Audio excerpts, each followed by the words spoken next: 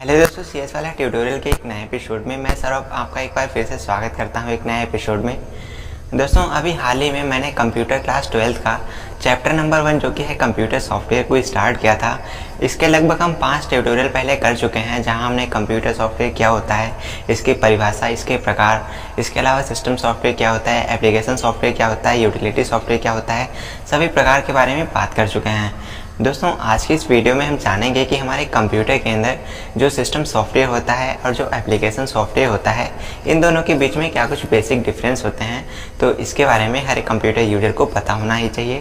तो दोस्तों, अगर आपने पिछले ट्यूटोरियल नहीं देखे हैं तो नीचे डिस्क्रिप्शन बॉक्स में मैंने प्लेलिस्ट का लिंक दे दिया है जहाँ पर उस चैप्टर से रिलेटेड सारे ट्यूटोरियल आपको सीरियल से मिल जाएंगे।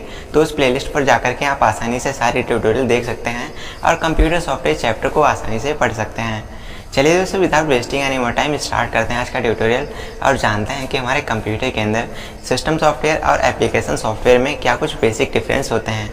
चलिए स्टार्ट करते हैं। तो दोस्तों, हमारे कंप्यूटर में सिस्टम सॉफ्टवेयर और एप्लीकेशन सॉफ्टवेयर के बीच में डिफरेंस पता करने के लिए यहाँ पर कुछ पॉइंट्स मैंने लिए हैं। इन पॉइंट्स के बेसिस पर हम कंप्यूटर के अंदर सिस्टम सॉफ्टवेयर और एप्लीकेशन सॉफ्टवेयर के बीच में आसानी से डिफरेंस को क्लियर कर सकते हैं। जैसे दोस्तों कि उद्देश्य क्या होता है, इनका पर्पस क्या होता है, कि सिस्टम सॉफ्टवेयर क्या होता है, एप्लीकेशन सॉफ्टवेयर क्या होता है, इसके अलावा कि इंटरफेस कैसा होता है, सिस्टम सॉफ्टवेयर का कैसा इंटरफेस होता है, एप्लीकेशन सॉफ्टवेयर का कैसा इंटरफेस होता है। और दोस्तों, इसके अलावा एक्टिविटी के बारे में कि सिस्टम सॉफ्टवेयर कब तक एक्टिव रहते हैं, एप्लीकेशन सॉफ्टवेयर कब तक एक्टिव रहते हैं, कब उसको आप डीएक्टिवेट कर सकते हैं, कब एक्टिवेट कर सकते हैं। और इसके अलावा इसके नंबर्स के बारे में कि आप कंप्यूटर के अंदर कितने एप्लीकेशन सॉफ्टवेयर इंस्टॉल कर सकते हो, कितने सिस्टम सॉफ्टवेयर को इंस्टॉल कर सकते हो। तो ये कुछ बेसिक पॉइंट है जिनके बेसिस पर हम कंप्यूटर के अंदर एप्लीकेशन सॉफ्टवेयर और सिस्टम सॉफ्टवेयर के बीच में बेसिक डिफरेंस जान सकते हैं। तो चलिए दोस्तों, अब हम बात कर लेते हैं इन सभी पॉइंट्स के बारे में और जानते हैं कि कंप्यूटर के अंदर सिस्टम सॉफ्टवेयर और एप्लीकेशन सॉफ्टवेयर में क्या कुछ बेसिक डिफरेंस होता है, क्या कुछ विशेष अंतर होता है। तो दोस्तों, यहाँ पर जो हमारा सबसे पहला पॉइंट है उद्देश्य को लेकर कि कंप्यूटर के अंदर सिस्टम सॉफ्टवेयर और एप्लीकेशन सॉफ्टवेयर का उद्देश्य क्या होता है, किस पर्पज से बनाए जाते हैं। तो यहाँ पर दोस्तों पहला जो अंतर हो जाता है वो यही हो जाता है कि कंप्यूटर के अंदर जो सिस्टम सॉफ्टवेयर होते हैं उनका इस्तेमाल किया जाता है कि कंप्यूटर के हार्डवेयर को कैसे कंट्रोल करना है, कैसे ऑपरेट करना है। इस पर्पज से कंप्यूटर के अंदर सिस्टम सॉफ्टवेयर डिज़ाइन किए जाते हैं। सिस्टम सॉफ्टवेयर का सिंपल सा काम होता है कि कंप्यूटर के अंदर जितने भी हार्डवेयर लगे हुए हैं उन हार्डवेयर को कैसे कंट्रोल करना है, कैसे इसको ऑपरेट करना है। तो इन सब कार्यों को कैसे करना है, ये जिम्मेदारी होती है कंप्यूटर के अंदर सिस्टम सॉफ्टवेयर की। यहीं पर अगर हम बात करते हैं कि एप्लीकेशन सॉफ्टवेयर का उद्देश्य क्या होता है, तो एप्लीकेशन सॉफ्टवेयर का सिंपल सा उद्देश्य होता है कि एप्लीकेशन सॉफ्टवेयर बनाए जाते हैं यूजर की आवश्यकताओं की पूर्ति करने के लिए या यूजर की प्रॉब्लम्स को हल करने के लिए। अब दोस्तों, कंप्यूटर के अंदर एप्लीकेशन सॉफ्टवेयर का सिंपल सा मोटो होता है कि किसी कार्य को पूरा करने के लिए उनको बनाया जाए या उनका प्रयोग किया जाए। इसीलिए दोस्तों इसकी परिभाषा भी होती है, किसी कार्य को पूरा करने के उद्देश्य से कंप्यूटर में एप्लीकेशन सॉफ्टवेयर का निर्माण किया जाता है। या कह सकते हैं कि यूजर की आवश्यकता की पूर्ति के लिए, यूजर की समस्या का समाधान करने के लिए कंप्यूटर के अंदर एप्लीकेशन सॉफ्टवेयर का इस्तेमाल किया जाता है। आई होप यहाँ तक आपको क्लियर हो गया होगा। तो ये एक अच्छा सा डिफरेंस है कंप्यूटर में सिस्टम सॉफ्टवेयर और एप्लीकेशन सॉफ्टवेयर के बीच में कि सिस्टम सॉफ्टवेयर को डिज़ाइन किया जाता है हार्डवेयर को कंट्रोल करने के लिए और एप्लीकेशन सॉफ्टवेयर को डिज़ाइन किया जाता है कंप्यूटर यूजर की आवश्यकताओं को पूरा करने के लिए। तो गाइस, अगर हम बात करते हैं इनके अंदर इंटरफेस के बारे में, तो दोस्तों सिस्टम सॉफ्टवेयर खुद का अपना एक इंटरफेस बनाता है। कंप्यूटर पे ये खुद का इंटरफेस क्रिएट करते हैं और उसी पर ये सारे सिस्टम सॉफ्टवेयर रन होते हैं। यहीं पर अगर हम बात करते हैं एप्लीकेशन सॉफ्टवेयर की, तो दोस्तों एप्लीकेशन सॉफ्टवेयर का खुद का कोई इंटरफेस नहीं होता है। ये सिस्टम सॉफ्टवेयर के द्वारा बनाए गए इंटरफेस पर रहकर के कार्य करते हैं और यूजर की आवश्यकताओं को पूरा करते हैं। तो कंप्यूटर में सिस्टम सॉफ्टवेयर और एप्लीकेशन सॉफ्टवेयर के बीच में ये एक अच्छा डिफरेंस है कि सिस्टम सॉफ्टवेयर खुद का अपना इंटरफेस बनाता है, उस पर वो कार्य करता है। इसके साथ में जो एप्लीकेशन सॉफ्टवेयर होते हैं वो भी सिस्टम सॉफ्टवेयर के बनाए के इंटरफेस पर कार्य करते हैं। और अगर बात करें एप्लीकेशन सॉफ्टवेयर की, तो एप्लीकेशन सॉफ्टवेयर का कोई भी इंटरफेस नहीं होता है, वो खुद सिस्टम सॉफ्टवेयर के बनाए गए इंटरफेस पर आकर के कार्य करता है। आई होप यहाँ तक आपको क्लियर हो गया होगा। चलिए इसके बाद में बात करते हैं तीसरे पॉइंट के बारे में, जो कि है एक्टिविटी यानी कि क्रियाशील, ये कैसे कार्य करते हैं।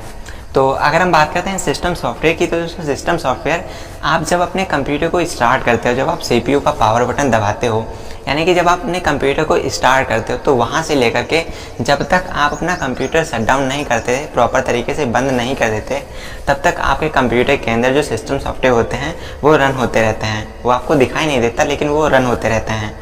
लेकिन यहाँ अगर हम बात करते हैं एप्लीकेशन सॉफ्टवेयर की, तो दोस्तों एप्लीकेशन सॉफ्टवेयर को यूज़र अपनी आवश्यकता के अनुसार चालू और बंद कर सकता है। लेकिन सिस्टम सॉफ्टवेयर के साथ ऐसा नहीं होता है। सिस्टम सॉफ्टवेयर तभी स्टार्ट हो जाएगा जब आप CPU के पावर बटन को दबाएंगे और आप अपने कंप्यूटर को ऑन करेंगे। तो जब तक आपका कंप्यूटर ऑन रहेगा, जब तक आप उसको शट डाउन नहीं कर देते, बंद नहीं कर देते, तब तक कंप्यूटर के अंदर सारे सिस्टम सॉफ्टवेयर अपना काम करते रहते हैं। वो आपको दिखाई नहीं देंगे, वो सारे अपना काम करते रहेंगे। लेकिन जो एप्लीकेशन सॉफ्टवेयर होता है उसको आप जब चाहें तब बंद कर सकते हैं। जैसे आप MS वर्ड पर काम कर रहे हैं, डॉक्यूमेंट क्रिएट कर रहे हैं, तो डॉक्यूमेंट क्रिएट कर देते हैं, उसके बाद में आप चाहें तो उसको बंद कर दीजिए, चाहे तो आप डायरेक्ट कंप्यूटर को शट डाउन कर दीजिए। आई होप यहाँ तक आपको क्लियर हो गया होगा।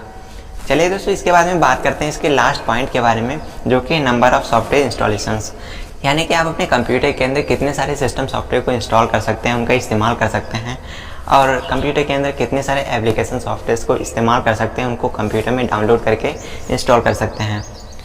तो अगर हम बात करते हैं नंबर ऑफ़ सॉफ्टवेयर्स की, तो दोस्तों ऐसे में सिस्टम सॉफ्टवेयर जो होता है, फिलहाल तो आपको अपने कंप्यूटर के अंदर कोई सिस्टम सॉफ्टवेयर डाउनलोड करके इंस्टॉल करने की आवश्यकता नहीं होती है, क्योंकि जब आप कोई कंप्यूटर खरीदने जाते हो मार्केट में, ऐसे में आप जब लैपटॉप या कंप्यूटर खरीद कर घर लेकर के आते हो, तो वहाँ पर आपको कंप्यूटर में सारे सिस्टम सॉफ्टवेयर ऑलरेडी वहाँ पर इंस्टॉल मिल जाते हैं। लेकिन अगर आप अपने कंप्यूटर के अंदर कोई एप्लीकेशन सॉफ्टवेयर इंस्टॉल करना चाहते हो, कोई गेम्स डाउनलोड करना चाहते हो, तो ऐसे में आपको वहाँ पर गेम्स डाउनलोड करने की आवश्यकता पड़ती है। आपको कंप्यूटर में एप्लीकेशन सॉफ्टवेयर्स को डाउनलोड करने की आवश्यकता पड़ती है। अब दोस्तों, जब आप नया कंप्यूटर या फिर लैपटॉप खरीद कर लाते हो, तो उसमें लगभग सारे सिस्टम सॉफ्टवेयर पहले से ही डाउनलोड रहते हैं, तो वहाँ पर आपको डाउनलोड करने की आवश्यकता नहीं होती है। आपको ज़रूरत पड़ती है मात्र एप्लीकेशन सॉफ्टवेयर को डाउनलोड करने की।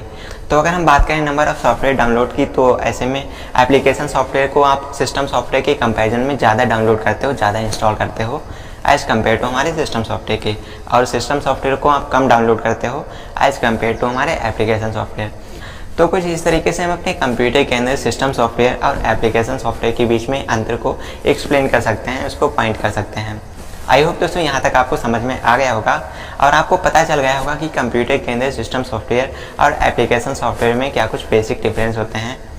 तो आज की इस वीडियो के लिए बस इतना ही। फिलहाल दोस्तों, आगे की वीडियो में हम बात करेंगे आगे के टॉपिक के बारे में। तो आज का ये वीडियो आपको कैसा लगा कमेंट करके ज़रूर बताना। जानकारी पसंद है तो वीडियो को लाइक भी करना, और अगर आप आगे के या फिर पीछे के ट्यूटोरियल देखना चाहते हो तो डिस्क्रिप्शन बॉक्स में मैंने प्लेलिस्ट का लिंक दे दिया है, वहाँ से आप सारे ट्यूटोरियल को, सारे वीडियोज़ को आसानी से देख सकते हो। तो चलिए मिलते हैं आपसे एक और नए वीडियो के साथ, तब तक के लिए बने रहिएगा हमारे साथ। नमस्कार।